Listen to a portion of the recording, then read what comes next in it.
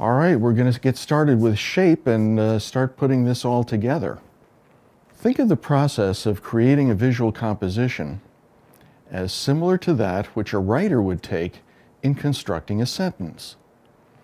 The writer has a particular message that he or she wishes to convey, and if they are a creative writer, that message may not be completely formed in their mind when they begin to write.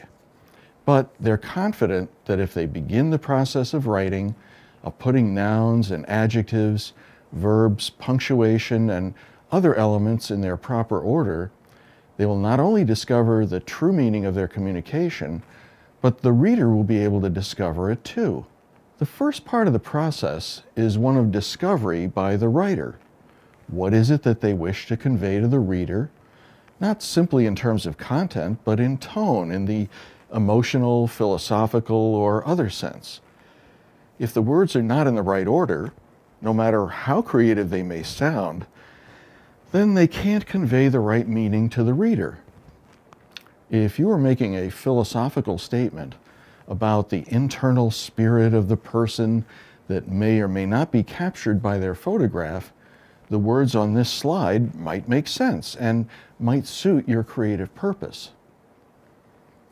However, if the words are not in the correct order to match the purpose of the writer, then the reader will not understand the meaning.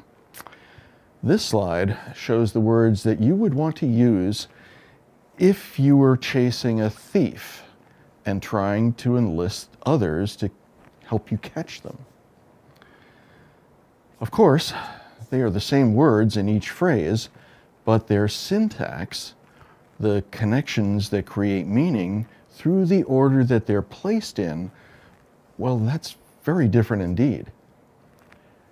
As artists, using a camera to create a two-dimensional picture, we go through a process of selection similar to that which writers do. Instead of words, we're arranging visual elements that we discover in a scene, such as this one that I discovered on the island of Milos in Greece. In this first photograph, I was attracted to the archway and the door beyond it. But there are some distracting elements as well, like the fragment of the garbage can on the left and its shadow, and the light bulbs and wires up above. I tested different options for the order in which I could arrange those visual elements. Just as the writer tests different arrangements of word elements. And finally, I came to a conclusion that I had found the best way to organize the visual elements that were available so that my personal response was presented in the picture. I had finished arranging and rearranging the elements of the picture in a way similar to how an author works with different combinations of words. The roots of the word photography actually mean writing with light. In the rest of the series of lessons in modules 1 and 2 of this course, we're going to explore the ways that photographers write with light, using the writing implement of a camera, the ink of light, and the sensor as paper, putting visual elements together instead of words.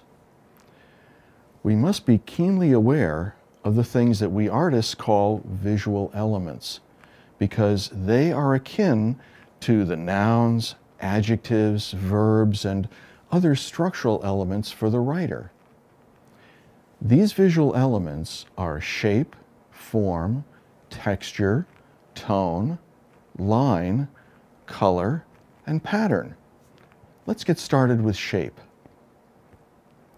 Shape is defined as the two-dimensional aspect of something or someone. Its height and width, its exterior, linear outline.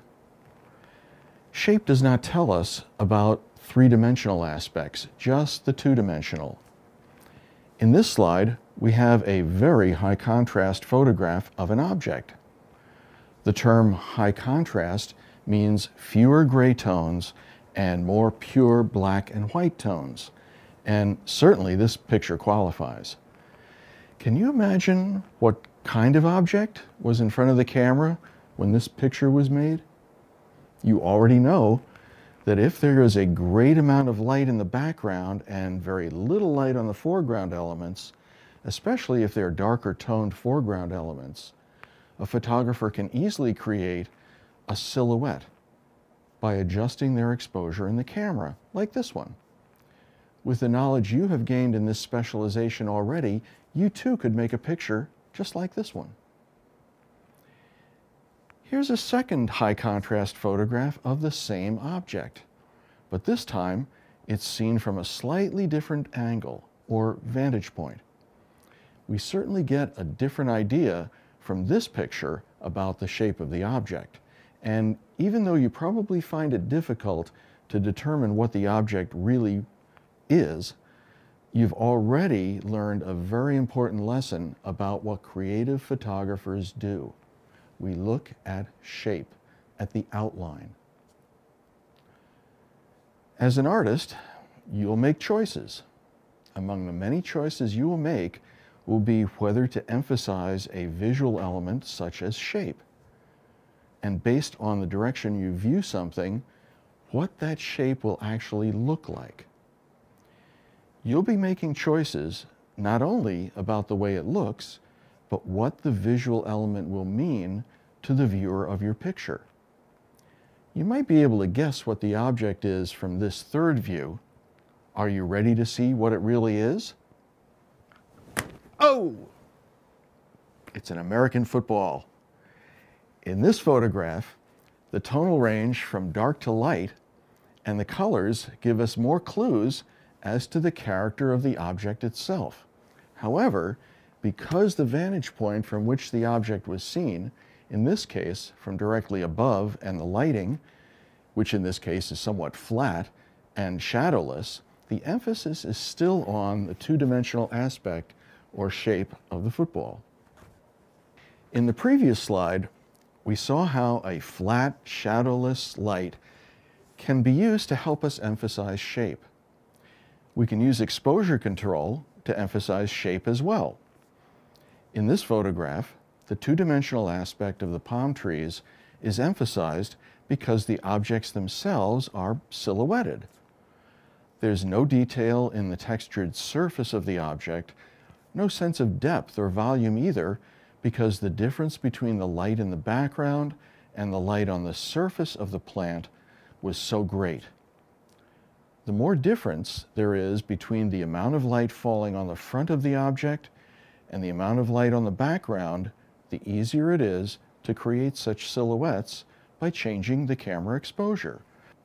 When there is a strong light on the front of an object and about the same amount of light on the background, there's not enough of a difference in illumination to create a silhouette, and there is more three-dimensional detail in the image of the object.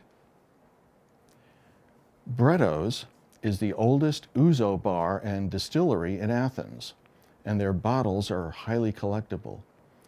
In this lighted display wall, I could easily see more detail in the surfaces of the letters and logo and the shelving, but I chose to make my exposure so that the more brightly backlit aspects of the scene were emphasized, and the other elements on the surface details were turned more to the shadows, more to silhouettes. Some objects have characteristic shapes.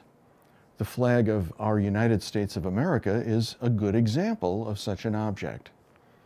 When the astronauts landed on the moon and planted our flag, it was rigged with a pole to make it appear that it was blowing proudly in a brisk breeze. Of course, there is no breeze on the moon, but it was important that our flag's shape make a strong and proud statement, and it did. There are many different things that we might first think of primarily in terms of their three-dimensional form.